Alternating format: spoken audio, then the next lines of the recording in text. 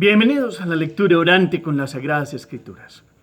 En este día la Iglesia nos sigue presentando al evangelista Lucas, hoy ya en el capítulo 13, versículos del 31 al 35. Primer momento, lectura del texto. En aquel día se acercaron unos fariseos a decir a Jesús: «Sal y marcha de aquí, porque Herodes quiere matarte». Jesús les dijo: «Vayan y díganle a ese zorro: mira, yo arrojo demonios y realizo curaciones hoy y mañana, y al tercer día mi obra quedará consumada. Pero es necesario que camine hoy y mañana y pasado, porque no cabe que un profeta muera fuera de Jerusalén. Jerusalén, Jerusalén, que matas a los profetas y apedreas a los que se te envían. ¿Cuántas veces he querido reunir a tus hijos como la gallina reúne a sus polluelos bajo las alas, y no han querido? Miren, su casa va a ser abandonada. Les digo que no me verán hasta el día en que digan: bendito el que viene en el nombre del Señor». Palabra del Señor. Gloria a ti, Señor Jesús. Pidamos la luz del Espíritu Santo. Digamos juntos: ven, Espíritu Santo, llena los corazones de tus fieles. Enciende en ellos el fuego de tu amor.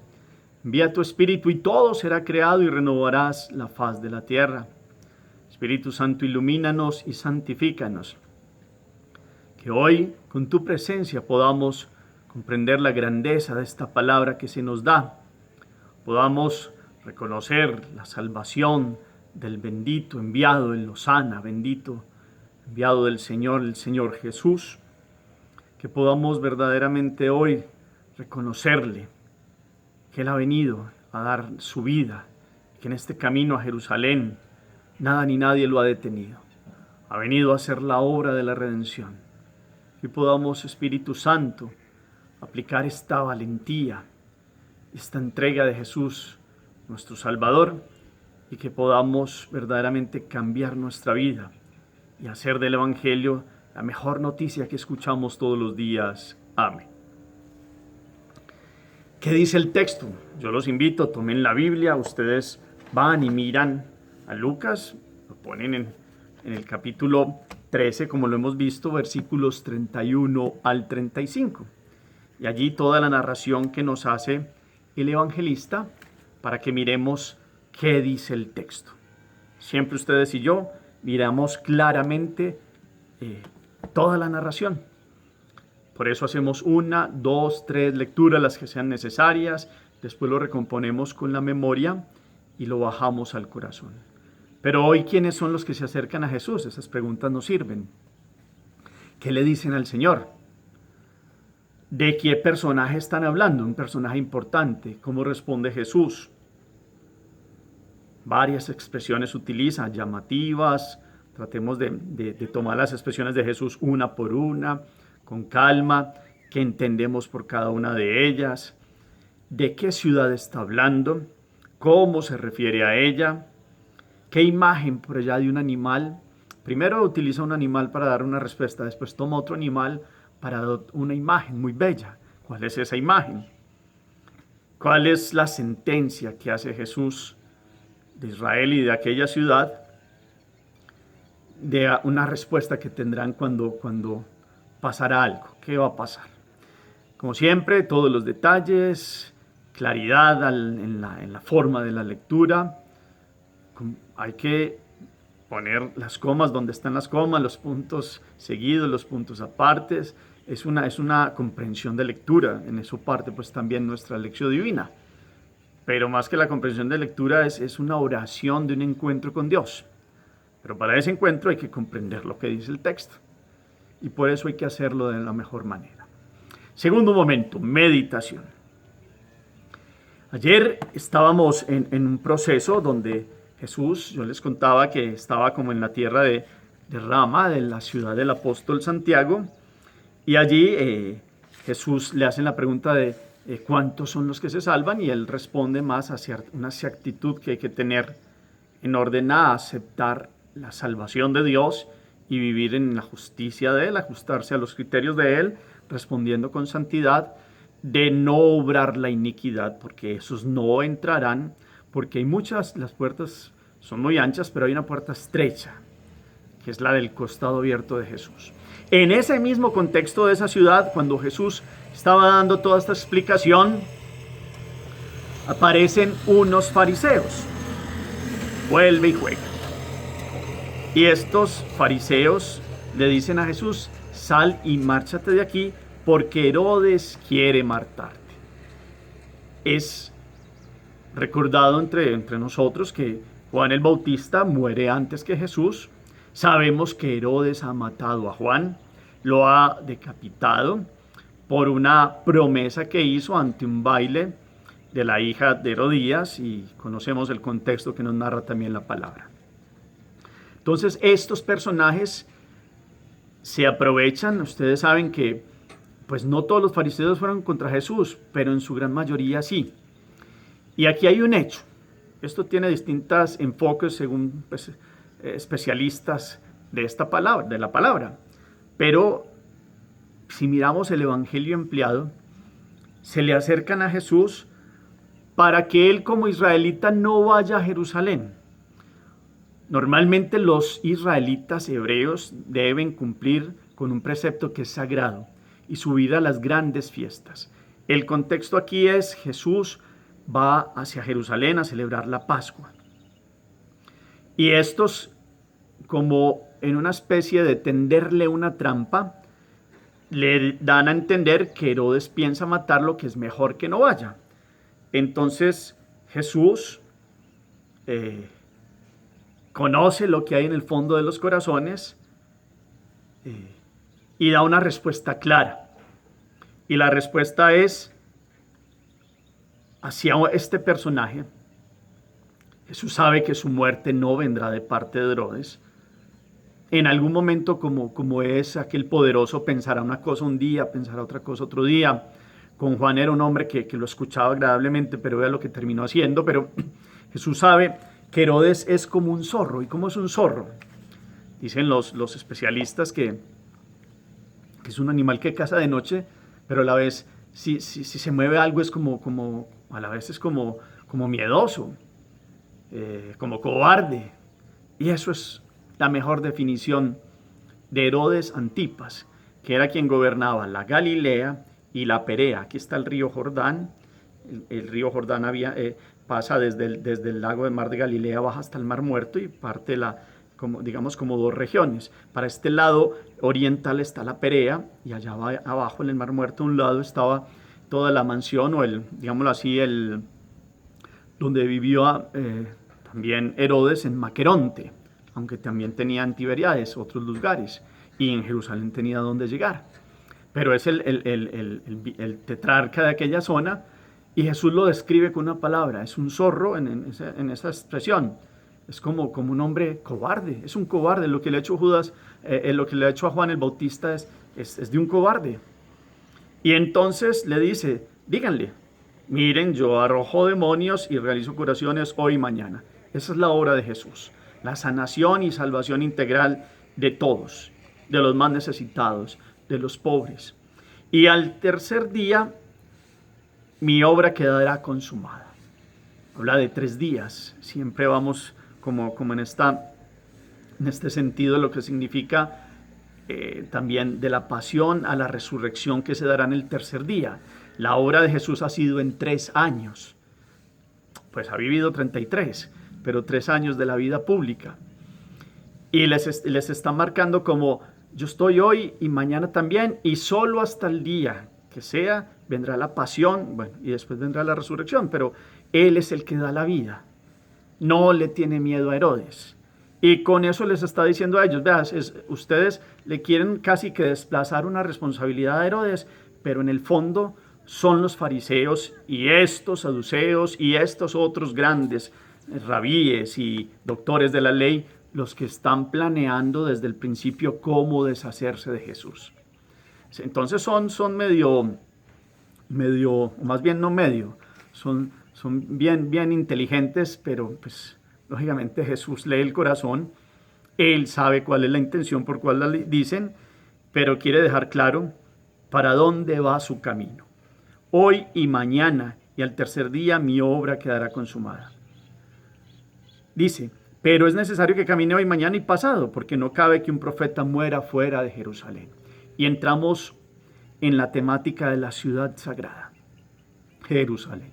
Hacia allá se dirige Jesús, hacia allá estos le están diciendo que no vaya, como quien dice, para después decirle a ellos, vea, si este fuera tan fiel israelita, no dejaría de venir a la Pascua, no dejaría de venir a las grandes celebraciones. ¿Qué es lo que dice entonces que es hebreo y no viene a las fiestas sagradas? Pero él va y no tiene miedo. Y tiene que ir a la Pascua, va a la Pascua. Y tiene que ir a los tabernáculos, va a los tabernáculos. Y tiene que ir al momento donde se celebra la dedicación del templo y va a la fiesta de la dedicación del templo. Y los distintos momentos, ya desde los 12 años había ido y había estado entre los doctores de la ley. Ya al tiempo propicio, los 40 días, fue presentado como primogénito en el templo. Y había dado muestras de ser un israelita que conocía que allí estaba la presencia sagrada de Dios. ¿Desde dónde se dio esa presencia? Entonces ustedes y yo tendríamos que ir a mirar los libros bíblicos. Jerusalén en el principio era una ciudad pagana, donde estaban los jebuseos. Llegó David, la tomó y la hizo su capital del estado, con la capital para las 12 tribus de Israel. Soñó con un templo, no lo pudo hacer, allí compró un campo a un jebuseo, y después fue su hijo Salomón el que construyó el templo, y esto sí que significó la ciudad de la presencia de Dios. Jerusalén es la ciudad de la paz. Y es una ciudad que generó todo lo que puede generar en la historia un lugar donde habitan seres humanos. Y más un lugar donde fue consagrado para Dios. Unos que eran del pueblo israelita escogidos, pero que fueron cayendo y se fueron apartando de Dios y se creían muy dignos porque tenían el templo y pensaban que no les iba a pasar nada. Y acuérdense ustedes que en el año 587 y antes un poco ya empezaron a salir y los sacaron de su tierra y se los llevaron al destierro. Después lograron volver, 70 años después, y se volvió a restaurar el culto, pero con mucho dolor. Después vino Antíoco IV Epífanes en el 190, 180 algo antes de Cristo. También allí hubo una profanación. Después vinieron los romanos y empieza pues toda una época difícil. Y cuando Herodes empieza a construir el templo, pues todos son fascinados y Jerusalén, y Jesús en algún momento le toca dar una profecía sobre lo que será Jerusalén y lo que pasará, porque es la ciudad sagrada. Es la ciudad que David, y David, pues lógicamente es aquel que es el rey bendecido del cual vendrá el Mesías, y es una ciudad de peregrinación y es la ciudad santa, porque Dios ha elegido vivir en el monte Sión, y los salmos cantan todo este habitar de Dios allí y toda esta presencia de Dios. Pero esta Jerusalén se ha hecho indigna y en el tiempo sufrió estas situaciones. Después vino la restauración, pero vino el propio Dios en persona. Y como Jesús lo dice aquí, no cabe que un profeta muera en Jerusalén. Muchos fueron allí martirizados, muchos fueron golpeados o burlados. Y entonces Él se dirige a la ciudad donde se le hará el gran juicio a Dios, donde será llevado a la cruz, pero ni siquiera dentro de Jerusalén, sino fuera de las murallas de Jerusalén.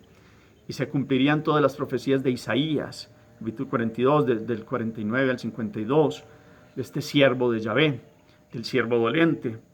Y entonces Jesús, desde el lugar que está mirando hacia la zona geográfica donde está Jerusalén, da ese clamor que es un dolor, donde dice: Jerusalén, Jerusalén, que matas y apedreas a los que se te envían. Y hay aquí una imagen muy bella. Antes había hablado del zorro hablando de Herodes, ahora habla de las gallinas, pero para una imagen: ¿cuántas veces he querido reunir a tus hijos como la gallina reúne a sus polluelos? Yo no sé si ustedes han visto eso. Yo hasta hace poco en mi vida vino a ver un momento donde había una persecución para unos pollitos y una gallina abrió las alas y para alejarlos y protegerlos de los que se acercaban a sus polluelos y quería alcanzarlos con sus alas y protegerlos y para el que se le alcanzara. Inclusive en algo que pasó también vimos cómo tristemente esta misma gallina, por defender a sus pollitos, la mata un perro porque trataba de matar a sus polluelos, y ella dio la vida primero antes que la mataran. Es una imagen muy diciente, de esas imágenes de Jesús que es pedagogo para que comprendamos cómo Dios en persona ha venido.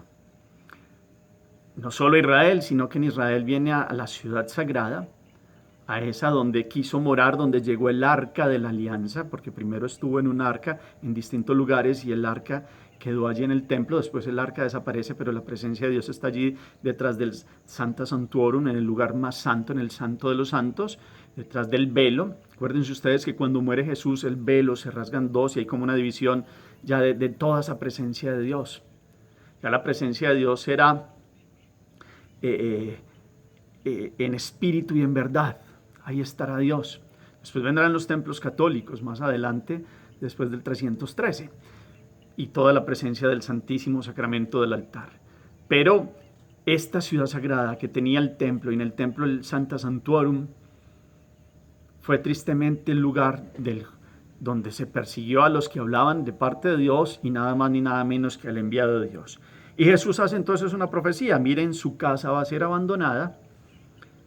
Se rasga el velo del templo, sale la presencia de Dios de allí. Después viene en el año 70 todo el imperio romano y termina y derriba el templo y acaba con Jerusalén. Y en el año 135 otra parte, y tienen que salir los hebreos, y con el tiempo vinieron ya los musulmanes y montaron sus mezquitas allí en este lugar, que para los hebreos ahí al lado del muro de las lamentaciones siguen ahí como reconociendo que allí fue el lugar donde ha habitado la presencia de Dios.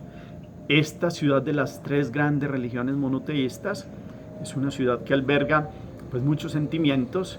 Jesús hoy la nombra como va a ser esa ciudad en la cual Dios pues tenía todo un plan de salvación en el cual se ejecutó, no porque Herodes fuera a intervenir, porque Herodes sabía que no iba a ser Herodes. Tan fue así que acuérdense ustedes que cuando Jesús lo llevaron a Pilatos, Pilatos se enteró que era Galileo, entonces se lo envió a Herodes para que decidiera sobre él, como lavándose las manos desde el principio.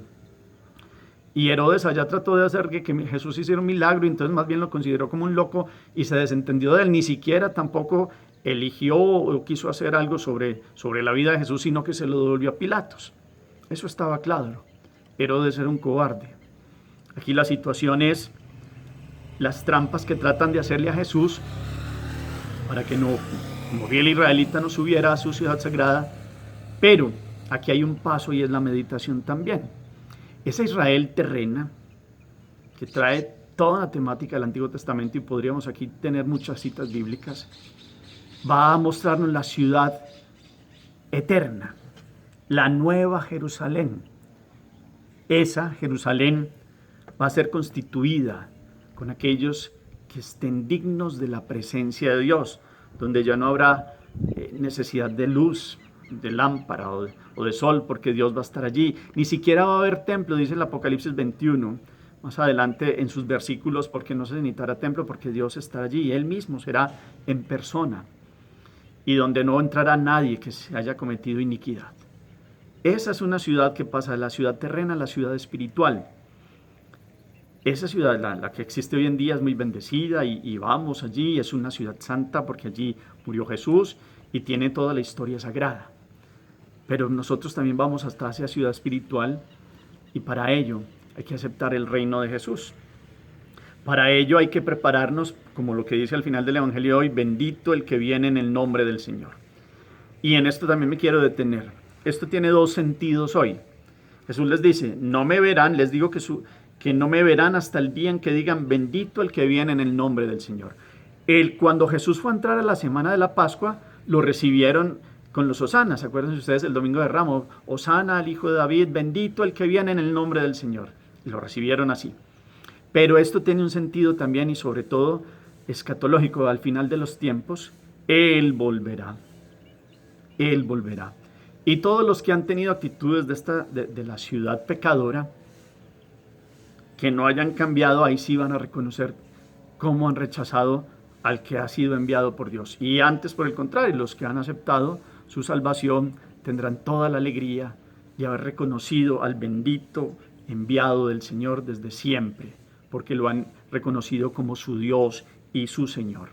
Y ya no solo con su presencia en un templo material, sino que han sido conocedores de que su corazón es templo del Espíritu Santo y lo han adorado en espíritu y en verdad. Y tendrán la plenitud de estas imágenes bellas del final del Apocalipsis, donde no habrá llanto y todo será una alegría y una plenitud, porque Dios también estará en toda la plenitud en sus hijos, que lo aceptaron para vivir en la ciudad eterna y en la ciudad sagrada, la Jerusalén del cielo, bajada como una esposa, enjollada con oro de Ofir y vestida para una boda eterna, para unas nupcias que nunca terminarán, para una fiesta con Dios. Que hoy podamos comprender esta Jerusalén y que podamos preparar el vestido para ese encuentro con Dios que se dará en la Jerusalén celestial. Y eso se empieza ya. Y de pronto nos toca la segunda venida de Jesús. Solo Dios sabe. Que podamos verlo venir y decir, bendito el que viene en el nombre del Señor. Ya lo hacemos en cada Eucaristía. Bendito el que está presente. Ahí está el Señor. Pero que seamos dignos de podernos llenar de su presencia. Y lejos de nosotros, pues, estas actitudes farisaicas que Jesús las ve y las declara de frente y desenmascara todo lo que hay detrás de aquellos que perseguían su muerte. En el fondo él sabía, verdad, que no eran tanto el Herodes que quería matarlo, sino mucho más los fariseos y otros que querían desentenderse de él. Pero él les muestra cómo él es el enviado, que esta Jerusalén no supo reconocerlo, pero él vendrá. Y viene todos los días con potestad en cada Eucaristía, y viene todos los días como Dios y Señor que está en todas partes, en los sacramentos y en la oración que hacemos, para que nos preparemos a su encuentro cuando venga definitivamente. Hagamos oración. Bendito sea, Señor, por tu enseñanza en las Sagradas Escrituras. Hoy queremos reconocer que has caminado 3 años por la Palestina, que no has tenido miedo, que sabes que tu camino era llegar a Jerusalén y allí dar la vida en rescate por todos, aunque algunos no vayan a querer. Que nosotros seamos, Señor, de aquellos que quieren recibirte en el corazón, de aquellos que dicen bendito el que viene en el nombre del Señor, de aquellos que se sienten como esos polluelos, esos pollitos debajo de las alas, porque has querido llamarnos y protegernos. Que sintamos esta imagen de amor y que no te rechacemos en esta imagen de la ciudad terrena, de esta Jerusalén que te ha rechazado en distintos tiempos de la historia, y así son nuestros corazones. Tal vez en algún momento lo hemos sido como aquella ciudad, pero queremos preparar definitivamente nuestro corazón para entrar a la Jerusalén del cielo, para estar en tu presencia y para vivir eternamente contigo. Amén. Cuarto momento, la acción. ¿A qué lo mueve esta palabra? ¿Qué le deja en el fondo del corazón? ¿Qué sensaciones? ¿A qué lo motiva? Seguramente, no sé si ustedes, algunos han ido a Jerusalén o han vivido o han visto videos. Qué bueno que ver esta tierra santa y sagrada sobre la cual hizo Jesús, tuvo lágrimas y miró esta situación y en la cual dio la vida, pues sea motivo para nosotros para prepararnos para la Jerusalén definitiva, la Jerusalén del cielo. ¿Y cómo hacerlo? ¿Y cómo aceptar al Señor? ¿Y cómo no tener miedo como Él?